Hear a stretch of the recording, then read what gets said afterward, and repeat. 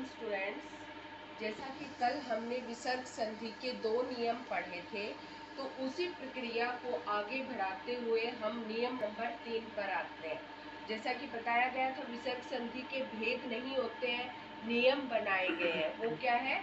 सहूलियत के अनुसार कि किस नियम से कहाँ क्या होएगा। तो नियम नंबर 3 में क्या कहा गया है? जब विसर्ग के बाद क्या आ जाए? चय आ जाए या शय तालव्य से जिसको कहते हैं, या फिर छय आ जाए। क्या क्या आ जाए विसर्ग के बाद? चय या छय, ठीक है, या फिर तालव्य शय आ जाए। तो विसर्ग को क्या हो जाएगा? शय हो जाएगा। विसर्ग को ऐसी सिचुएशन में क्या होएगा? शय। अर्थात जो आपको उदाहरण दिखाई देगा उसमें आपको आधा शय दिखाई देगा, तालव्य शय दिखाई देगा। जैसे हमने विच्छेद संधि विच्छेद किया, निह प्लस चल। जब इसकी संधि करेंगे तो क्या बन जाएगा? विसर्ग को हम शय कर देंगे। शय हमारा हलंत है, तो यहाँ ये आधा रहेगा। निस प्लस निह प्लस चल निश्चल, ठीक है। फिर है आगे नियम नंबर 4। यदि विसर्ग के बाद क्या? यदि विसर्ग के बाद तय या से आ जाए। ये तो क्या था? शय था बेटा, और ये क्या है? से, यानी कि ये तालव्य शय और ये दंत से। जो इसका उच्चारण करते समय हमारी जिह्वा किसको स्पर्श करती है? दांतों को स्पर्श करती है। और इसका शय का उच्चारण करते समय हमारी जिह्वा तालु को स्पर्श करती है। इसलिए इसको क्या कहा जाता है? तालव्य शय कहा जाता है। और इसको क्या कहा जाता है? दंत से कहा जाता है। आगे आएगा मूर्धन्य से, उसके बारे में भी बताएंगे। तो क्या? यदि विसर्ग के बाद क्या आ जाए? तय आ जाए या फिर से आ जाए, तो विसर्ग को क्या हो जाएगा? से हो जाएगा।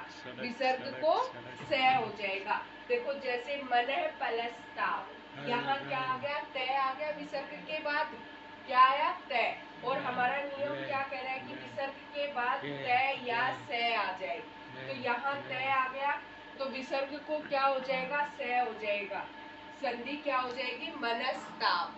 क्या? मनस्ताप, यानी कि जहां आपको दंत से दिखाई दे और उसके बाद तय या से दिखाई दे, ठीक है।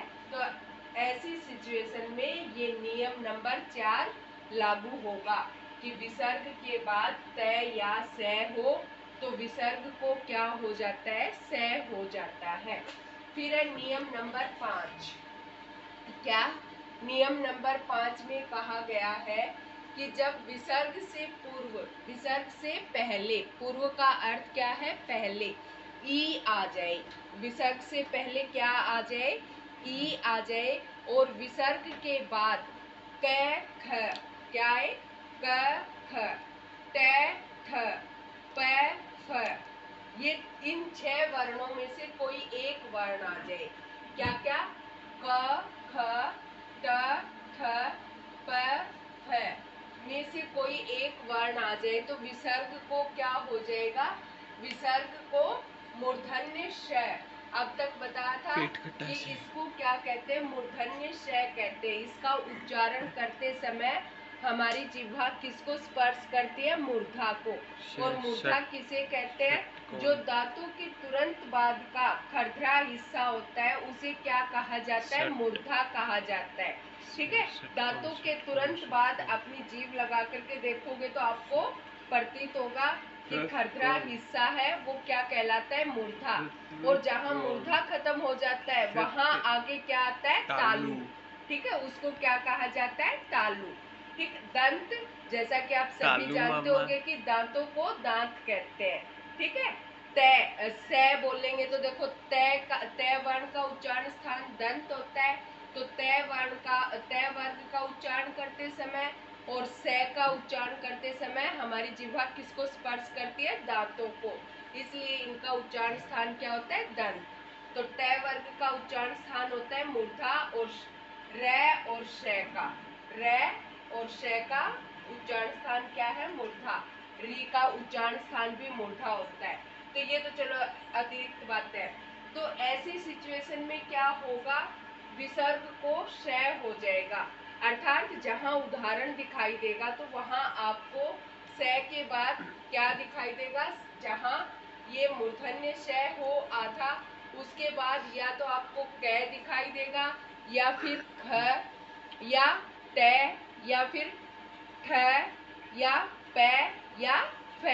जैसे यहाँ उदाहरण में देखो निह प्लस पाप, तो निष्पाप, यहाँ विसर्ग को स हो गया, यहाँ प आया तो क्या बन गया निष्पाप।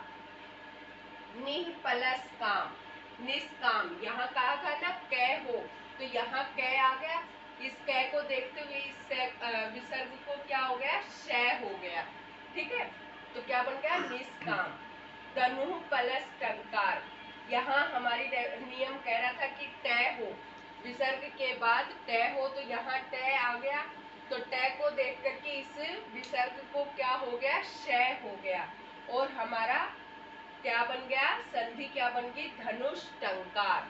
ठीक है, धनुष टंकार। तो इसी प्रकार से बेटा 2-3 नियम और हैं वो कल करवा देंगे।